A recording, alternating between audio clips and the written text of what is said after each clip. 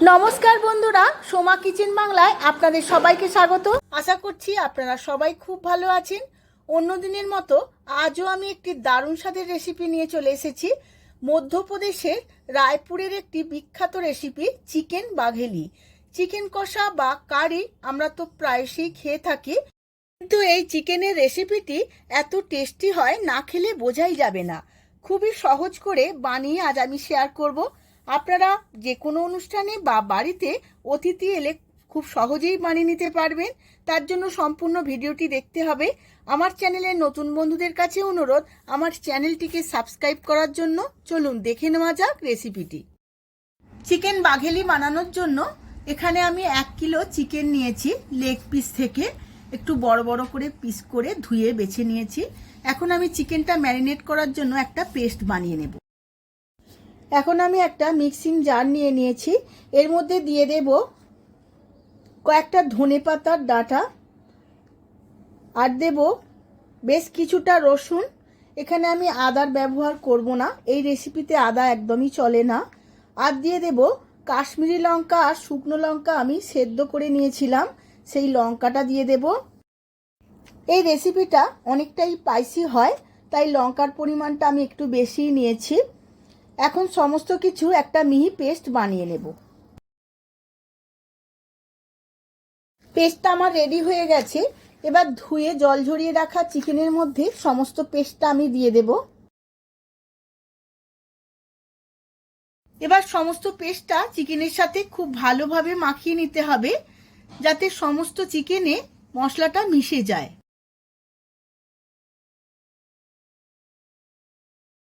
খুব ভালোভাবে মাখিয়ে নিয়েছি। এবার 1.5 থেকে 2 ঘন্টা ম্যারিনেটে রেখে দেব।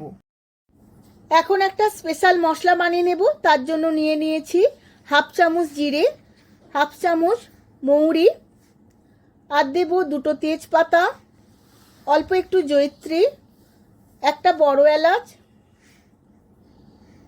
1.5 ইঞ্চির মতো দারচিনি, কয়েকটা ছোট এলাচ, আর দেব গোলমরিচ আর লবঙ্গ। যেহেতু চিকেনটা একটু স্পাইসি হবে, লঙ্কা ছাড়াও গোলমরিচ ব্যবহার করেছি। মশলাগুলো হালকা করে রোস্ট করতে হবে, বেশি লাল লাল হয়ে গেলে গন্ধটা উবে যাবে। এবার বেশ গন্ধটা ছেড়েছে, মশলাটা আমার হালকা করে ভাজা হয়ে গেছে। এবার গ্যাসের ফ্লেমটা অফ করে দিয়ে গুঁড়িয়ে নেব। আবারও আমি কড়া বসিয়ে নিয়েছি। কড়ার মধ্যে বেশ কিছুটা সাদা তেল দিয়ে দেব। আপনারা চাইলে সর্ষের তেল দিয়েও করতে পারেন, আমি এখানে সাদা তেল দিয়ে করছি। তেলটা বেশ গরম হয়ে গেছে। এবার দিয়ে দেব কুচনো পেঁয়াজ। আমি এখানে 2টো বড় সাইজের পেঁয়াজ কুচিয়ে নিয়েছিলাম। পেঁয়াজটা এবার ভেজে নেব। পেঁয়াজটা ভাজতে ভাজতে দিয়ে দেব অল্প একটু নুন। নুন দিয়ে দিলে পেঁয়াজটা অনেকটা নরম হয়ে যাবে। এবার দিয়ে দেব হাফ চামচ চিনি। চিনিটা দিলে ক্যারামেলাইজড হয়ে খুব সুন্দর একটা কালার আসবে।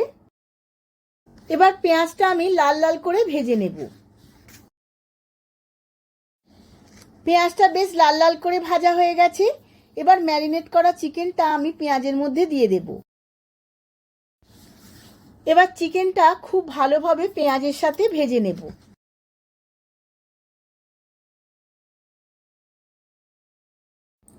চিকেনটা থেকে অনেকটাই জল ছেড়েছে, আরো 10 মিনিটের মতো এইভাবেই ভেজে নেব। চিকেনটা আমার 10 থেকে 15 মিনিট খুব ভালোভাবে ভেজে নিয়েছি। এবার কিছু রেগুলার মশলা অ্যাড করব। তার মধ্যে দিয়ে দেব 1 চামচ হলুদ গুঁড়ো, 1 চামচ ধনের গুঁড়ো, আর দেব হাফ চামচ জিরের গুঁড়ো। সমস্ত মশলাটা দিয়ে আবারও একবার খুব ভালোভাবে কষিয়ে নেব।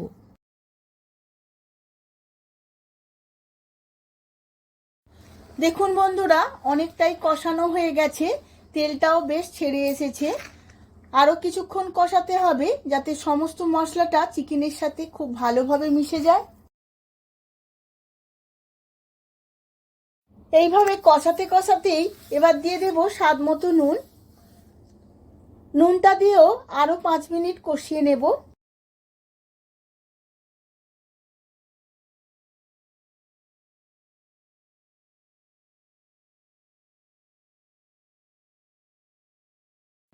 চিকেনটা আমার অনেকটাই কষানো হয়ে গেছে। এবার দিয়ে দেব দুটো টমেটো পেস্ট। এখানে আমি দুটো বড় সাইজের টমেটো পেস্ট করে নিয়েছিলাম। এই রেসিপিতে কোনো রকম জল ব্যবহার করব না, এই টমেটো পেস্টের জলটাতেই সম্পূর্ণ রান্নাটা হয়ে যাবে।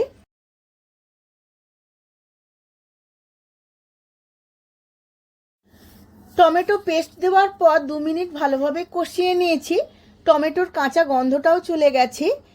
এবার দিয়ে দেব 50 গ্রামের মতো ফ্যাটানো টক দই। টক দই দেওয়ার পরে গ্যাসের ফ্লেমটা আমি লোতে রাখবো, না হলে টক দইটা কেটে যাবে। এইভাবে টক দইটাও আমি খুব ভালোভাবে 2 মিনিট কষিয়ে নেব।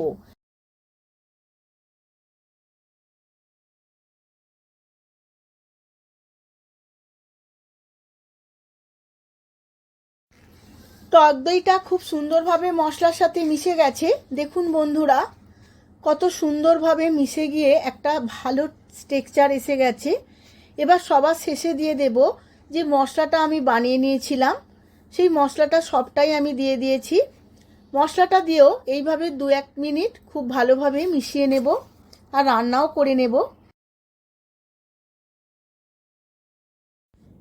মশলাটা খুব সুন্দরভাবে মিশে গেছে আর গন্ধও দুর্দান্ত ছেড়েছে।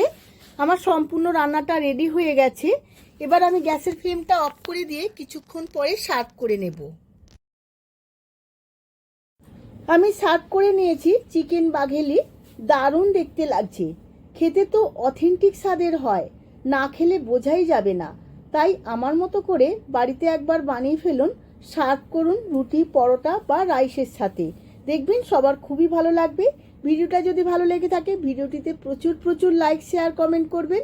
আজ তাহলে আসি, আবার দেখা হবে পরবর্তী ভিডিওতে নতুন কোনো রেসিপি নিয়ে। ধন্যবাদ।